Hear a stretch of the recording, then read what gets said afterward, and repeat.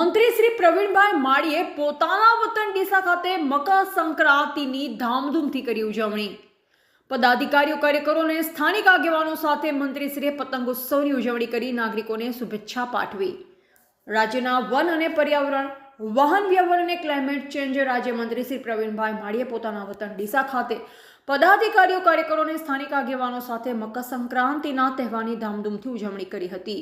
આ પ્રસંગે મંત્રીશ્રીએ સ્થાનિક આગેવાનો અને કાર્યકરો સાથે ધાબા પર પતંગ ચગાવી મકર સંક્રાંતિની ઉજવણી કરી। ઉત્સાહભર્યા વાતાવરણ વચ્ચે મંત્રીશ્રી કાર્યકરો સાથે મળી જલેબી ફાફડાનો આનંદ માણ્યો। કાર્યક્રમ દરમિયાન મોટી સંખ્યામાં કાર્યકરો અને નાગરિકો ઉપસ્થિત રહ્યા, જે કારણે સમગ્ર ઉજવણી ઉત્સવમય બની હતી। આ પ્રસંગે મંત્રી શ્રી પ્રવીણભાઈ માળીએ જણાવ્યું કે મકર સંક્રાંતિ સૂર્ય ભગવાનના ધનુ રાશિમાંથી મકર રાશિમાં પ્રવેશનો પાવન તહેવાર છે, જે નવી ઉર્જા, સમૃદ્ધિ અને સકારાત્મકતાનો સંદેશ આપે છે।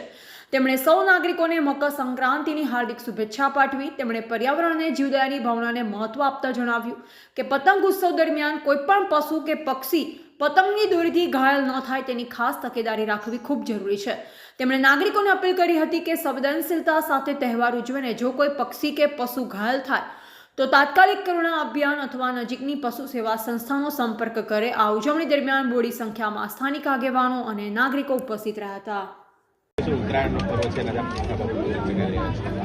મકર સંક્રાંતિ એટલે સૂર્યનો ધનુ રાશિમાંથી મકર રાશિની અંદર પ્રવેશ થતો હોય અને એમાં ખૂબ ઉત્સાહ ઉમંગ સાથે નાના બાળકથી લઈને વડીલો ધાબા ઉપર પતંગ ચગાવતા હોય। સૌને મકર સંક્રાંતિ શુભકામનાઓ પાઠવું છું અને સાથે સાથે સૌને અપીલ પણ કરું છું કે કોઈ જીવદયામાં કોઈ પક્ષી છે એ ઘાયલ ન થાય, કોઈ પંખી ઘાયલ ન થાય, એની તકેદારી રાખીએ અને જો ઘાયલ થાય તો રાજ્ય સરકાર દ્વારા અને એનજીઓ દ્વારા જે કેમ્પ કરેલા છે કરુણા અભિયાનના, એની અંદર જઈને એને પહોંચાડવાનું કામ કરીએ, સંવેદનશીલ બનીએ એવી વિનંતી પણ કરું છું।